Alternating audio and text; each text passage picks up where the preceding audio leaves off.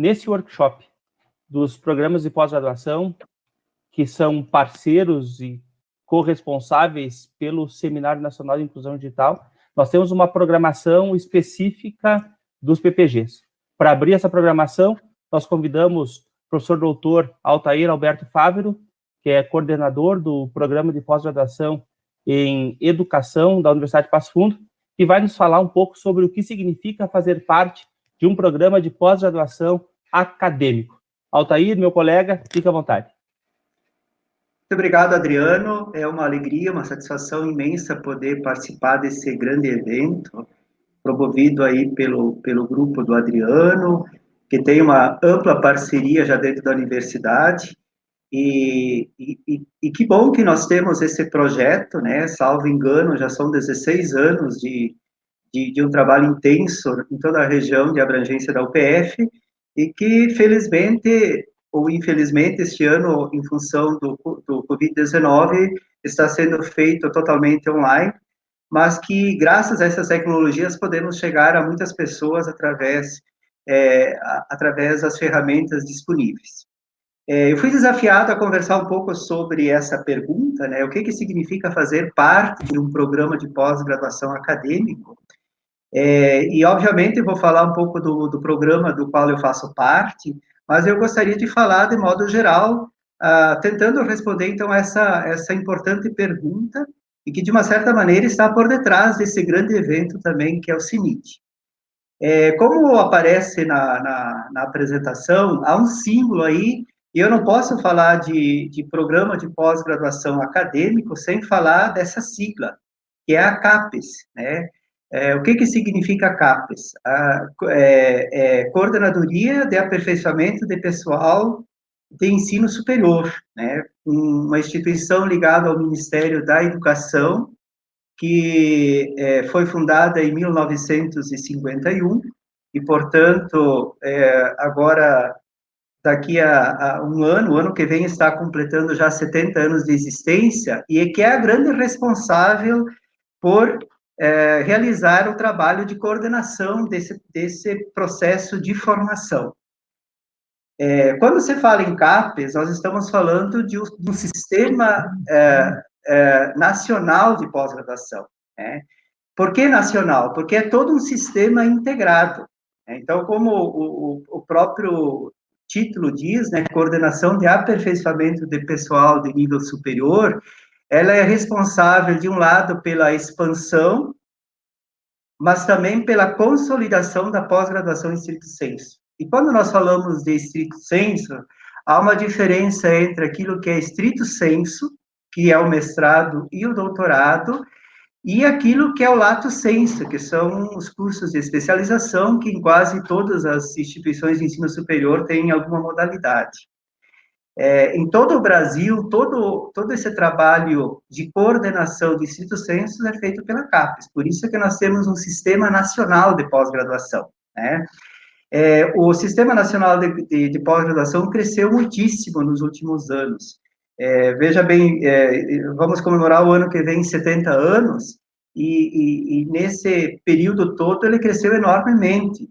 Os últimos dados que eu tenho, que são do final de 2019, nós temos, em termos que integram esse sistema, são 49 áreas. A área de educação é uma das 49 áreas, né? Então, tudo aquilo que se imagina de mestrado e doutorado, em todos os lugares do Brasil, tem a coordenação desse órgão ligado ao Ministério da Educação. Então, são 49 áreas, e essas 49 áreas equivalem a 4.593 programas. O que é um programa de pós-graduação? Num programa, você pode ter 2 cursos, por exemplo. No caso da educação, que eu vou falar depois, nós temos, no mesmo programa, 2 cursos, que é o curso de mestrado em educação e o curso de doutorado em educação. Então, nós temos 4.593 programas e 6.965 cursos, né? É muita gente, é muito pesquisador espalhado por esse Brasil todo. Em todos os estados brasileiros, nós temos programas de pós-graduação, de mestrado e doutorado. E em 2007, portanto, há 12 anos atrás, a CAPES foi desafiada pelo Ministério da Educação a assumir mais uma responsabilidade, que é a responsabilidade também de formação de professores da educação básica. Nós tivemos alguns projetos que a própria UPF foi parceira na realização desses projetos, que é o PARFOR, e também o PIBID, que também teve um conjunto de bolsistas de vários cursos que acabaram também se envolvendo nesse projeto. Esses projetos agora já não têm tanto fôlego como tiveram até 2017 e 2018, mas, de uma certa maneira, eles foram responsáveis também por fazer a formação de professores da educação básica. E, além disso, também a CAPES foi desafiada em 2007 a desenvolver projetos de observatórios da educação. Então, foram recursos muito importantes e foram para muitas universidades, para muitos grupos de pesquisa, e graças a isso foi possível realizar todo um banco de dados com relação à situação da educação em todo o país. O que cabe à CAPES? E é um pouquinho sobre isso que eu gostaria de falar, para depois responder de forma mais pontual a pergunta que me foi feita para esse painel. A CAPES, então, em primeiro lugar, tem como principal função fazer o trabalho de avaliação da pós-graduação em estricto senso. O que significa isso? Toda a estrutura da CAPES é montada em cima da avaliação. Todos os anos, os programas precisam elaborar um relatório de todas as atividades que o programa fez durante aquele ano. Quantos alunos, que disciplinas foram desenvolvidas no programa, que produção científica e acadêmica o curso realizou. Para os mestrados profissionais, que não vai ser o tema da minha fala, a professora Cleci fará num outro momento, uma fala mais específica sobre os chamados mestrados e doutorados profissionais, a elaboração de produtos, eventos que o curso realizou, enfim, todas as atividades realizadas para o programa são elaboradas num grande relatório que é enviado para a CAPES a cada ano. E ao final de um período, agora a cada 4 anos, é feita uma avaliação que eles chamam agora de avaliação quadrienal. E é dessa avaliação quadrienal que sai o conceito dos programas. Então, os conceitos do programa, que pode ser de 1 até o conceito 7, o 1 é o conceito mínimo, na verdade, o conceito 1, o programa fecha, o programa não pode funcionar, assim como o conceito 2, o programa tem que fazer um conjunto de ajustes para poder funcionar, e se num prazo determinado ele não realiza esses ajustes, o programa é fechado. O conceito 3 é o conceito mínimo para o curso continuar funcionando, e o conceito 7 é o conceito máximo, Por que são importantes esses conceitos? Porque graças a esse conceito é que o programa poderá, por exemplo, ter recursos, poderá ter bolsas para seus alunos de mestrado e doutorado, e a quantidade de bolsas está diretamente relacionada ao conceito que o programa tem. Depois vou falar de forma mais pontual do programa que eu faço parte, que atualmente sou o coordenador, sobre o que implicou o programa ter esse conceito.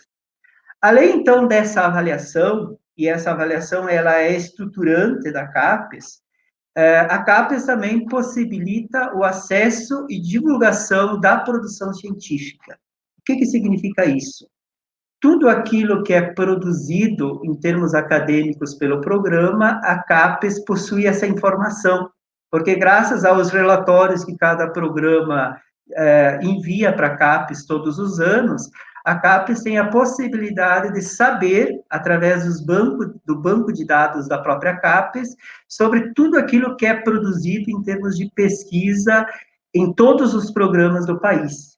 Então, aquele número gigantesco de programas que compõem as 49 áreas da CAPES, que é um total de 6.965 programas, quase 7.000 programas, há todo um registro da produção científica desses programas.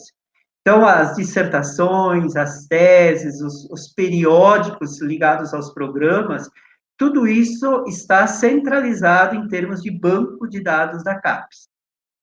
Além disso, cabe à CAPES os investimentos na formação de recursos de alto nível no país e no exterior.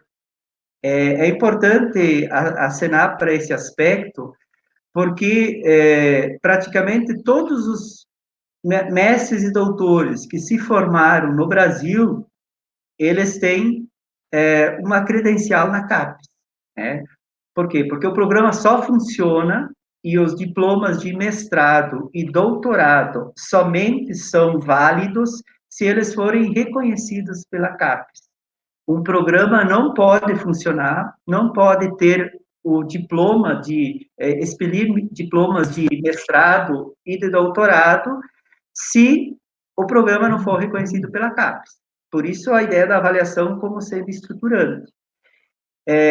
Mas a CAPES não atua somente no Brasil, ela tem um conjunto de parcerias no exterior, em uma quantidade imensa de países, passa de 50 países que a CAPES tem parcerias, e graças a esse sistema de parcerias com universidades do exterior, é possível que pesquisadores brasileiros possam fazer principalmente o doutorado ou parte dele no exterior.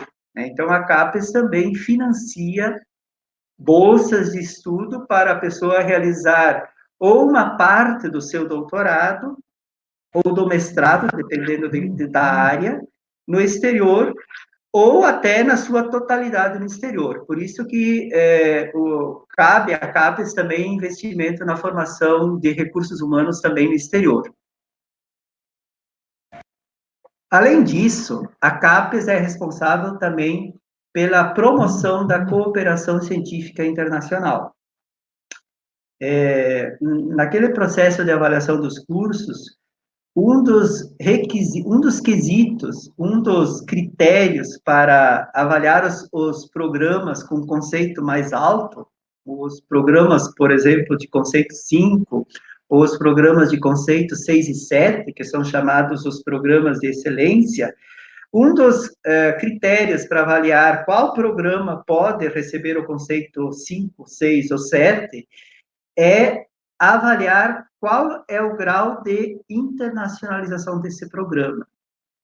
O que se entende o que a CAPES entende por internacionalização? Entende a produção científica publicada no exterior ou em língua estrangeira, entende a possibilidade de haver intercâmbio de pesquisadores de outras universidades do exterior que venham a trabalhar nos programas no Brasil, o fato de alunos dos programas do Brasil estudarem em universidades no exterior, tudo isso são critérios para avaliar se o programa tem ou não tem um grau de internacionalização. Depois eu vou falar um pouquinho mais sobre isso quando falarmos especificamente do programa que eu faço parte. E uma quinta tarefa, uma quinta atribuição que cabe também à CAPES é a indução e fomento da formação inicial e continuada dos professores para a educação básica nos formatos presencial e à distância. Então, isso tem a ver com aqueles programas que se desenvolveram em todo o Brasil, em muitas universidades, inclusive na UPF, programas como o PARFOR, como o PIBID, como o Observatório da Educação, que não deixam de ser programas que possibilitam a indução e o fomento da formação inicial e continuada de professores. Em função hoje da falta de recurso suficiente, boa parte desses projetos estão sendo direcionados, estão sendo induzidos para serem programas à distância, E aí, mais uma vez, vem a importância de iniciativas como essas que se desenvolvem no CIMID, de aprimorar as ferramentas para possibilitar esse tipo de projeto. Gostaria agora, então, de me dedicar especificamente à pergunta que me foi feita, O que significa fazer parte de um programa de pós-graduação acadêmica? Veja bem ó, que quando você fala em programa de pós-graduação acadêmico, ou, falando em outros termos, falar em pós-graduação em stricto sensu, nós estamos nos referindo a mestrado e doutorado. Os profissionais são também considerados programa de pós-graduação em stricto sensu, só que o próprio nome já diz, são programas profissionais. Né? Não é sobre isso a professora Cleci irá tratar num outro momento, com os participantes desse evento, e eu gostaria de me ater mais especificamente sobre os programas acadêmicos. O programa de pós-graduação em educação da UPF, que vou falar de forma mais específica na sequência, ele é um programa acadêmico. E aí vem essa pergunta, o que significa fazer parte de um programa dessa natureza? Eu elenquei alguns itens que me ajudam a balizar algumas coisas para ser bem sucinto no que significa fazer parte de um programa dessa natureza. E o primeiro aspecto que eu gostaria de ressaltar é que, ao ingressar num programa de mestrado ou num programa de doutorado, o mestrando ou o doutorando, ele aprimora um conjunto de habilidades e de competências e capacidades de leitura, estudo e escrita. Mas alguém pode dizer, mas isso a gente já faz na graduação ou faz nos cursos de especialização? Sim, é verdade. Seria desejável, inclusive, que todo o processo de graduação já fosse um processo de aprimoramento das capacidades de leitura, de estudo e de escrita. No entanto, no mestrado e no doutorado, esse aprimoramento, ele sobe a régua, ele ganha uma proporção muito mais qualificada. Por quê? Porque ninguém consegue fazer um mestrado acadêmico se não tiver aprimorado essas habilidades, competências e capacidades de leitura, estudo e escrita. Ninguém consegue escrever uma boa dissertação ou uma boa tese sem ter essas habilidades altamente desenvolvidas.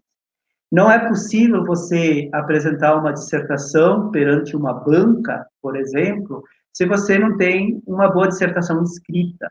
Né? Até porque a própria CAPES exige que, para que uma dissertação seja, de fato, avaliada como aceitável, ela precisa passar por uma banca pública. Né?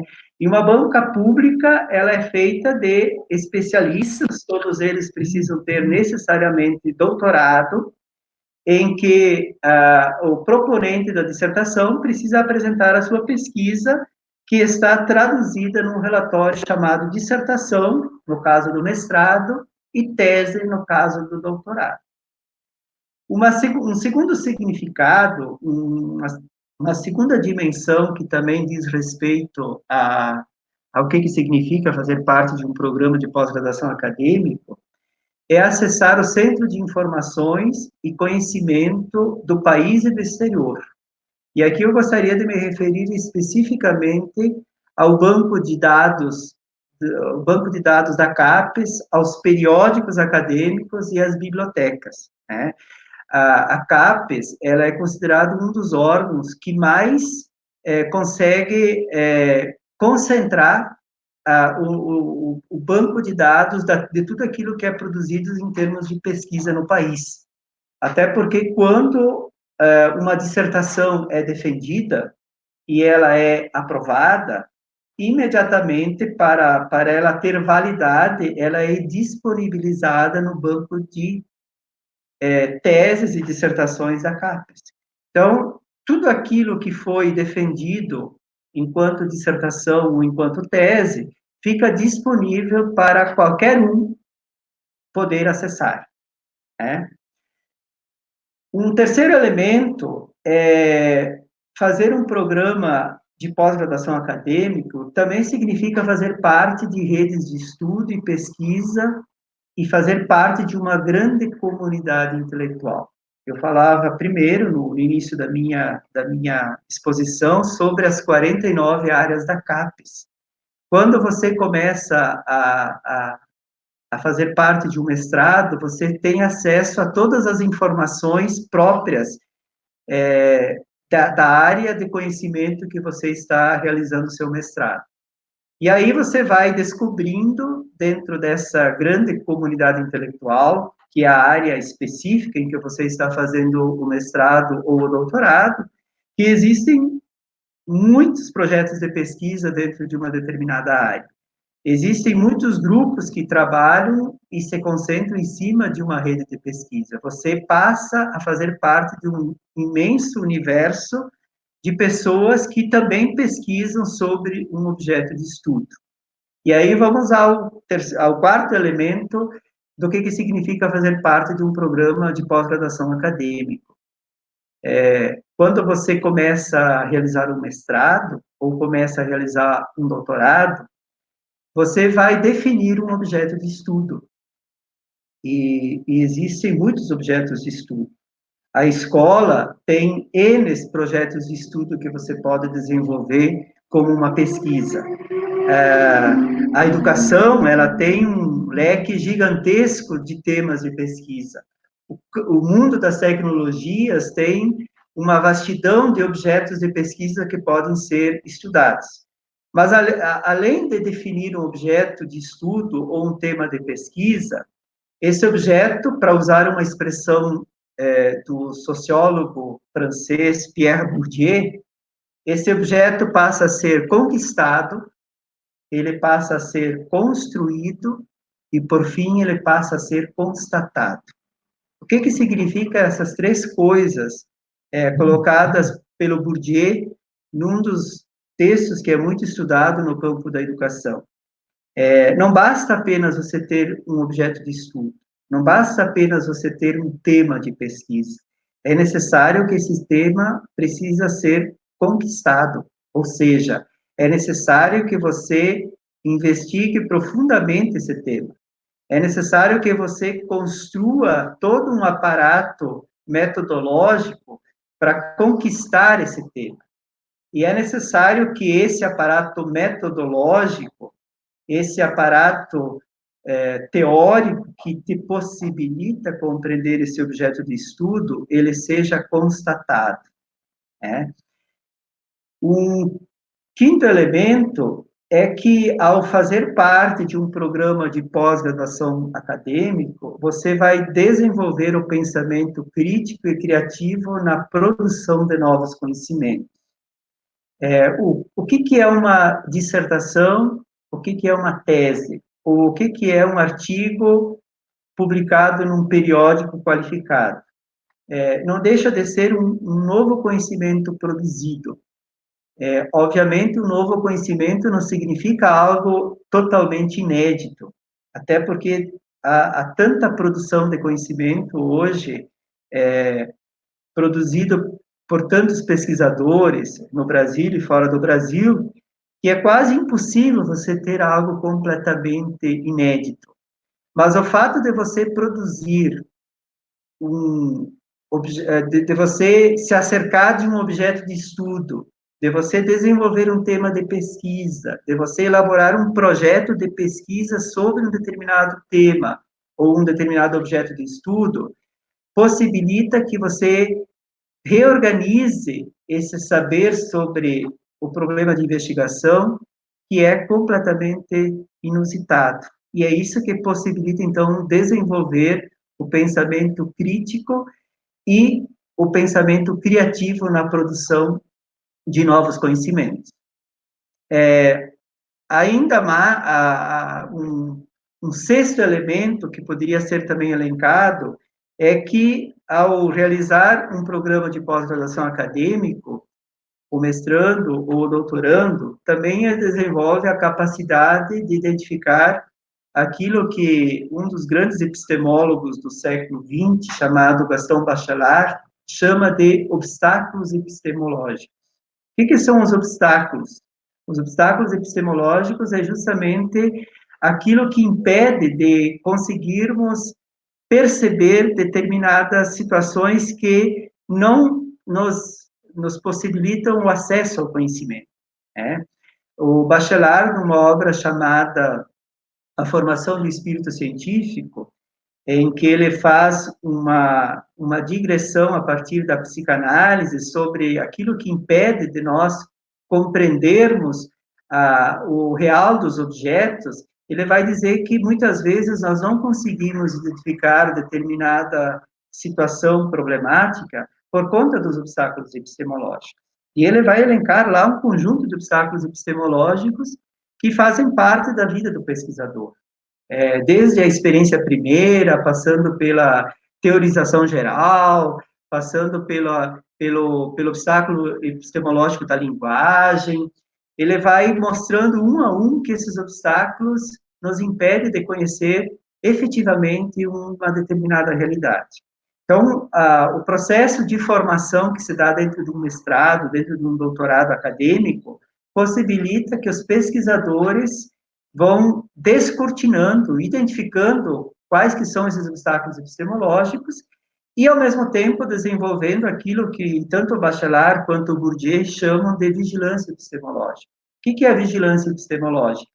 É essa capacidade de você fazer a autocrítica sobre o conhecimento que você vai produzir.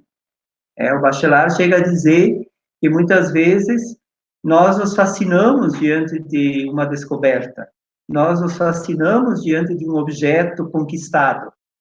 E, às vezes, nos falta essa vigilância epistemológica de dar-se conta que essa descoberta, ela pode esconder outras coisas, ela pode esconder coisas que nós não havíamos visto.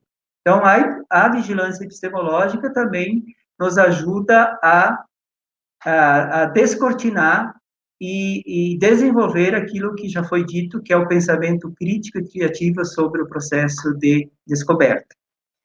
E, por fim, eu gostaria de ressaltar de que fazer um programa de pós-graduação acadêmico nos possibilita também desenvolver aquilo que nós chamamos de autonomia intelectual e autonomia do pensamento.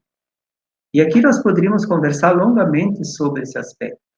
O que significa desenvolver a autonomia intelectual? O que é autonomia intelectual? A palavra autonomia é um termo que tem sua origem do idioma grego. Autós significa a si mesmo e nomos significa norma. Então, traduzindo, juntando os dois termos do grego, significaria dar a si mesmo a norma. Se traduz para a ideia de que você estuda por conta própria. Você não tem alguém que está te fiscalizando, que está te obrigando a fazer um percurso, um procedimento de estudo. Mas você vai adquirindo a vontade própria de poder estudar algo porque você sente prazer em pesquisar algo. Você vai se envolvendo de tal forma com o estudo de um determinado objeto, de um determinado tema, que você sente prazer em fazer esse percurso. E, por consequência, nós temos também a autonomia do pensamento, que se traduz nada mais, nada menos do que você pensar por si mesmo, que é um elemento muito importante, muito necessário em tempos como os que estamos vivendo. Nesses 8 minutos que me resta, eu gostaria de falar de forma mais específica sobre o programa de pós-graduação em educação, que atualmente eu coordeno, que o professor Adriano também é professor de uma das linhas, a professora Cleci. O nosso programa é um programa que recebe a participação de vários professores de áreas distintas da instituição. Então, eu vou falar rapidamente do programa. É um dos programas mais antigos da UPF, ele é o segundo programa mais antigo. A primeira turma de mestrado, ela foi formada em 1997, quando a CAPES autorizou a UPF a oferecer o mestrado em educação. Na ocasião,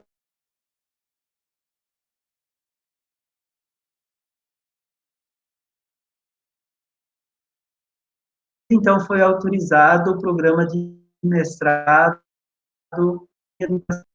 Nesses 23 anos, o programa de mestrado já formou mais de 500 mestres, inclusive muitos deles, o próprio professor Adriano, Só professor, foi aluno de mestrado das primeiras.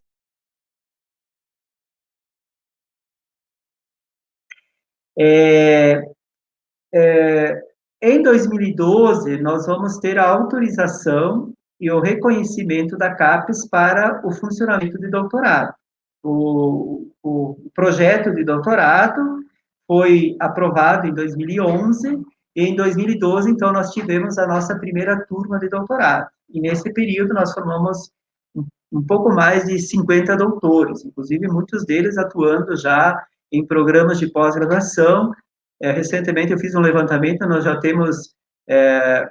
temos quase 8 ou 10 professores que já estão trabalhando em programas de pós-graduação de outras instituições, né? Atualmente, o nosso programa está com 10 docentes permanentes e 2 docentes colaboradores.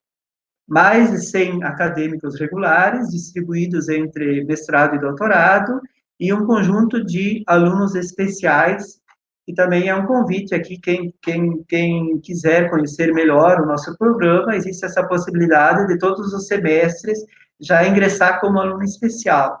O que é o aluno especial? É o aluno que ainda não passou pelo processo seletivo de ingresso no programa, mas que poderá fazer seminários avançados, poderá fazer algumas disciplinas eletivas, e que depois, quando ele ingressa definitivamente no programa de mestrado, ou no programa no curso de mestrado, no curso de doutorado, ele poderá aproveitar esses créditos já cursados. E é uma forma também de já ir conhecendo o programa, conhecer como é que o programa funciona, já se adentrando num tema de estudo, de pesquisa, para poder depois fazer o mestrado e o doutorado. O programa de pós-graduação em educação, como eu falava no início da minha exposição, ele foi avaliado na última avaliação quadrenal com o conceito 5. Isso é uma coisa extremamente importante para o PF e extremamente importante para o programa. Porque o que significa ser um conceito 5? A UPF hoje, de todos dos 15 programas que a UPF possui, apenas 2 programas têm conceito 5, que é o programa de pós-graduação em educação e o programa de pós-graduação em letras, tá? Alguns programas são conceito 3, tem um grande número que são conceito 4, e os 2 programas que mais têm conceitos é o programa de educação e de letras, que é conceito 5. O que isso significa?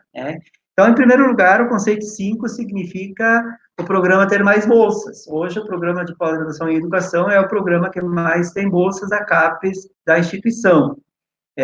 Nós temos um número bem expressivo de bolsas, tanto para o mestrado quanto para o doutorado. Como colocava no início, a CAPES disponibiliza bolsas para o mestrado e para o doutorado para os programas, e essa distribuição é diretamente proporcional ao conceito que o programa possui.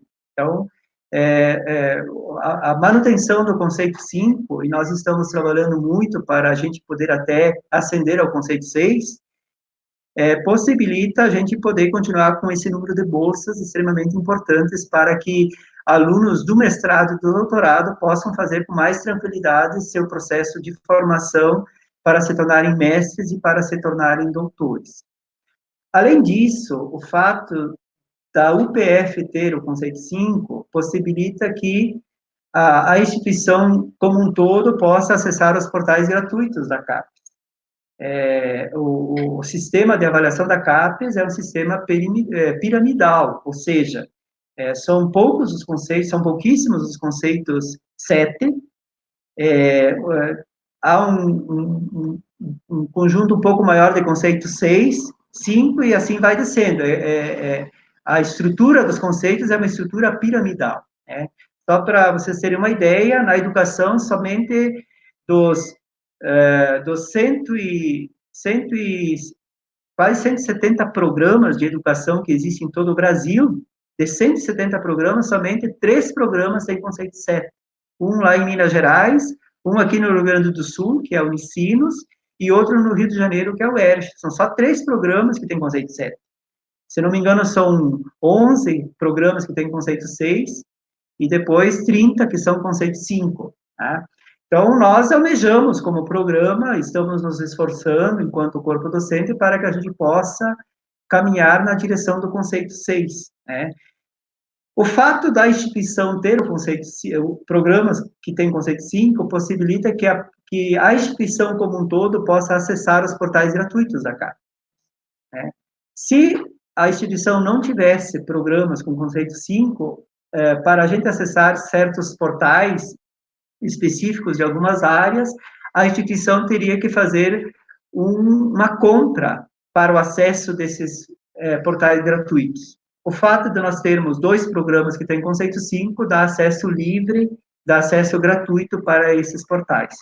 Além disso, nós temos a participação de editais especiais de fomento. Nós temos professores dos programas que, pelo fato de termos conceito 5, possibilita que esses professores possam participar de alguns editais de fomento, em que é possível, através da aprovação nos editais, conseguir recursos. Eu sei, por exemplo, que o próprio professor Adriano já teve projetos aprovados nessa direção, o professor Acleci, o professor Cláudio Dal Bosco, que são professores do programa, a professora Rosimar, a professora Flávia, são editais específicos que só são destinados a programas que possuem conceito 5. Tá? Então, isso também é uma vantagem de ter um programa com conceito 5. E além do mais, fazer parte de um seleto grupo de pesquisadores. Então, não são todos os programas que têm acesso a determinados recursos que são disponibilizados aos programas que são conceito 5. Para finalizar, eu gostaria de rapidamente falar da estrutura do PPG Edu, né? O PPG Edu está estruturado em 3 linhas de pesquisa, uma linha que se chama Fundamentos da Educação, uma segunda linha que se chama Processos Educativos e Linguagens, e uma terceira linha que se chama as Políticas Educacionais. Os 10 professores, mais os 2 colaboradores, são distribuídos nessas linhas de pesquisa. Graças a essa é uma exigência, inclusive, da própria CAPES, porque para um programa funcionar, ele precisa estar estruturado em linhas de pesquisa. Se eu tivesse um pouco mais de tempo, poderia apresentar os projetos, porque cada uma dessas linhas tem seus professores, e cada professor coordena um determinado projeto. Então, nós temos hoje 14, 15 projetos que são desenvolvidos dentro do programa, e cada projeto, então, os alunos de mestrado e do doutorado vão se inserindo dentro desses projetos. Então, uma dissertação, uma tese, é desenvolvida por um mestrando ou por um doutorando, mas que está ligada de forma vertical ou horizontal a um desses projetos que desenvolvem os professores dentro do programa. Nós temos também toda uma estrutura de disciplinas. O mestrado são 30 créditos que podem ser feitos em 24 meses, e o doutorado são 48 créditos. O tempo de duração do doutorado é de 4 anos, são 48 meses. E aí nós temos a estrutura de disciplinas obrigatórias, disciplinas eletivas, seminários avançados, leituras dirigidas, seminários de orientação, os grupos de pesquisa, que são super importantes para o funcionamento do programa, e as atividades acadêmicas.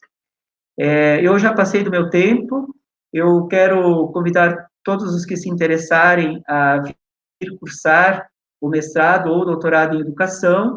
Nós vamos ter agora o processo seletivo no final do mês de junho. A data, em função do Covid-19, ela ainda não foi definida, mas nas próximas semanas, certamente estaremos divulgando a data do processo seletivo. E eu deixo aqui no final o meu e-mail, caso alguém queira fazer contato, ou gostaria de informações mais detalhadas, estou à disposição para poder contribuir com o processo de ingresso no mestrado e no doutorado. Outras explicações sobre como é que funcionam as bolsas, etc., eu posso dar a quem se interessar a respeito. Mais uma vez, quero agradecer o convite que me foi feito pela coordenação do evento, parabenizar o professor Adriano por essa iniciativa. O professor Adriano é um professor que já atua no programa há muito tempo, no programa de educação, além do programa de ciências e matemática, e muitos alunos já defenderam dissertações e teses no nosso programa ligado às tecnologias. Muitos deles estão aí por detrás desse grande evento, porque estão ajudando o professor Adriano e sua equipe a organizar esse grandioso evento que engrandece a UPF. Agradeço a atenção de vocês e me coloco à disposição para outros esclarecimentos que gostariam de ter. Obrigado.